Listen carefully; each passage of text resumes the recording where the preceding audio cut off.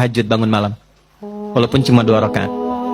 Quran surah 17 ayat 79 sampai 80, walaupun cuma 2 rakaat.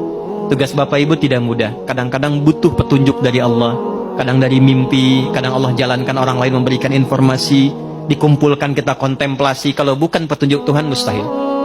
Kata Allah, bangun malam, wa minal laili fatahajjad bi nafilatan lak. Aku berikan 4 hal. 1, asa ayyab'atsaka rabbuka maqaman mahmuda. Kalau engkau konsisten, aku bimbing karirmu ke tempat kedudukan terbaik dan terhormat yang orang lain memuliakannya. Kan ada orang dapat posisi tinggi tapi orang lain belum tentu respect kan? Kalau Tuhan sudah respect, siapa yang bisa mencegah orang lain untuk merendahkannya? Bangun konektivitas itu, kata Allah, aku bimbing dia dengan cara terhormat di posisi terbaik dan orang semua hormat. 2, ini yang mahal. Wa qur rabbi adkhilni mudkhala sidqin. Akan dibimbing menjalani kegiatannya dengan cara yang terbaik. 3, wa akhrijni mukhraja sidqin. Kalau ada persoalan, aku berikan solusi dengan cara yang paling terbaik. Yang keempat yang paling dibutuhkan, wa ja'alni min ladunka sultanan nasira. Kalau ada yang usil dengan jabatannya pun, ingin menjahili, menyingkirkan, menyungkurkan, ini fitrah kata Quran. Semakin tinggi jabatan, semakin besar tantangan. Kata Allah, aku yang akan langsung menolong hambaku itu. Allah yang langsung menolongnya tanpa perantara siapapun. 4. Yang terakhir saya tutup, ada ketakwaan sosial. Hubungan dengan kita semua. Hubungan dengan kita sesama. Itulah yang kita beri nama silaturahim. Maka pindah ayatnya ke ayat pertama di surah yang keempat. Dengan kalimat nas, pembukanya sama. Ya ayyuhan nas. Hei semua manusia. Tuh, balik lagi. Mau laki-laki, perempuan, bapak ibu dari manapun. Ittaqu rabbakumul ladzi khalaqakum. Tegaskan lagi, tingkatkan takwamu kepada Rabbmu. Takwanya apa di sini? Kalau yang tadi spiritual, yang ini beda. Alladzi khalaqakum min nafsin wahidah wa khalaqa minha zaujaha. Yang telah mencipta engkau dari bapak yang sama, dari satu ibu yang sama. Maksudnya apa? Kalaupun kita beda keyakinan, membangun hubungan baik dengan sosial, setidaknya samakan di satu persepsi berasal dari bapak yang sama, Adam alaihissalam. Jadi kalau nggak sepakat di nilai-nilai keyakinan spiritual, sepakatlah di nilai kemanusiaan yang sama. Karena itu jangan batasi pergaulan sosial kita hanya dengan yang muslim saja. Kalau pengajian silahkan yang muslim, yang lain punya acara lain. Tapi kalau nilainya sama-sama yang sifatnya sosial, bakti sosial, kegiatan umum, libatkan semua sehingga merasakan kenikmatan yang sama. Minimal kita sepakat dari satu bapak yang sama. Janganlah, dia kafir, nggak boleh. Ya? Dia nggak sama keyakinannya, nggak boleh. Tempatkan dalam satu hal yang sama. Bukankah Quran begitu bijak? Ya. Bukankah Quran begitu indah? Ketika menempatkan pada nilai spiritual, eksklusif. Ketika nilai-nilai itu sosial, buka.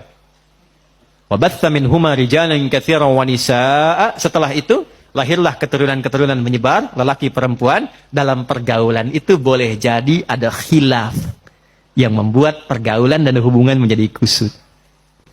Maka turunlah kelengkapan ayatnya. Wattaqullah, hei yang muslim, bertakwalah kepada Allah. Jangan sampai di dunia rajin sholat, tapi punya masalah dengan teman-temanmu sehingga engkau sulit untuk dihisab di hari kiamat. Hadis Muslim, riwayat sahabat Abu Hurairah. Maaf, ada orang yang disebut Nabi bangkrut di hari kiamat. Izin, ini masih ada waktu? Masih, sampai jam berapa kita? Oh silahkan sampai jam 12, saya 11:04 pulang. Saya mau ke Banten. Ya, izin sebentar, maaf. Jadi ada sedang begini, Nabi sedang duduk-duduk nih dengan sahabat, beliau tanya, atadruna al-muflis, tahu nggak kalian orang yang bangkrut? Satu sahabat jawab, al-muflisu fina ma la dirham lahu wa la mata'. Ya Rasulullah, orang bangkrut menurut kami, orang yang sudah tidak punya aset sedikit pun, tidak punya uang 1 sen pun.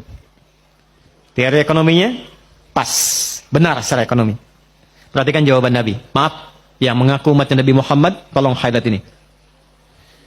Al-muflisu min ummati. Orang yang bangkrut di akhirat dari kalangan yang mengaku umatku itu. Nabi tidak mengatakan umatnya Musa, umatnya Isa, tapi ada yang mengatakan umatnya Nabi Muhammad. Ya'ti yaumal qiyamati bi sholatin. Dia datang di hari kiamat dengan pahala rajin sholat. Jadi sholatnya rajin. Tahajud, dia sholat sunnah duha dan sebagainya. Wasyamin, rajin puasa sunnah. Hati-hati Pak Adeng nih, sedang puasa sunnah nih. Rajin puasa, bukan Ramadan saja, puasa sunnah, puasa. Senin, Kamis, Ayyamul Bid, puasa Syawal. Wa zakatin, nggak telat zakat. Bahkan disiapkan sebelum waktunya. Kemudian dia sholat, dia puasa, zakat, mungkin juga haji dan umrah. Cuma sayang, wa ya'ti qad syatama hadza. Tapi lisannya gatal cela orang. Senang mencela. Ya, mencela itu sekarang lisan turun ke tangan tuh. Turun ke tangan. Ada ayatnya, al-yauma nakhtimu 'ala afwahihim wa tukallimuna aydihim. Sekarang itu ayat Yasin itu berlaku. Kadang orang mencela, lisannya diam tapi tangannya itu komen. Tangannya komen kan? Sudah mulai sekarang ya. Tinggalnya di Singaparna tapi statusnya nyampe Singapura kan? Tungguin gitu kan? Dan terlibat di situ. Itu pembuktian terbaik sekarang, muncul sekarang.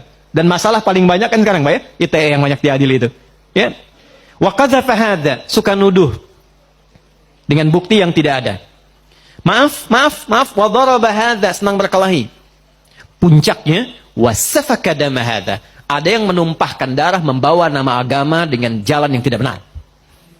Tembak sana, bom sana, dor, Allahu Akbar, Allahu Akbar. Dan itu oleh Nabi jauh-jauh diingatkan. Hati-hati Pak, kalau ada aliran yang sedikit-sedikit lukai orang, menghukumi orang sekenanya, kata Nabi hati-hati. Karena kita itu sudah lengkap sekali aturannya, pakemnya sudah jelas. Ya.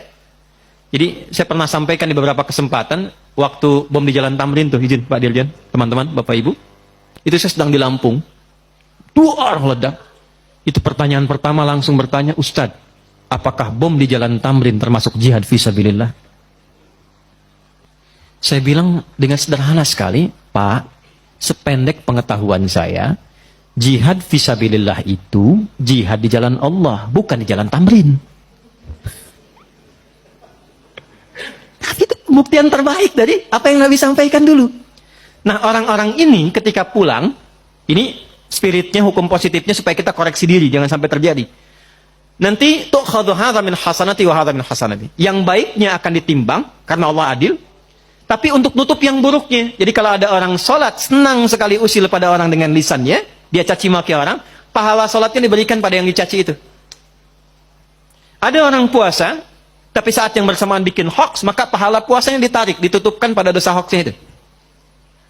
Ada orang haji, saat bersamaan fitnah, orang diambil pahala haji diberikan pada yang difitnah itu. Fa'in faniyat hasanatuhu, kalau habis modalnya, masih tersisa yang buruknya. Pernah mencela orang, ini habis modalnya. Maka itu yang disebut dengan bangkrut. Faturiha finnar, dilemparkan ke neraka dulu untuk dicuci. Maka apa yang harus dilakukan saat masih hidup sebelum wafat? Fattaqullaha alladzi tasaaluna bihi wal arham. Maka kata Allah dipesankan, bertakwalah engkau yang telah beriman, yang muslim. Jangan sampai pulang punya persoalan.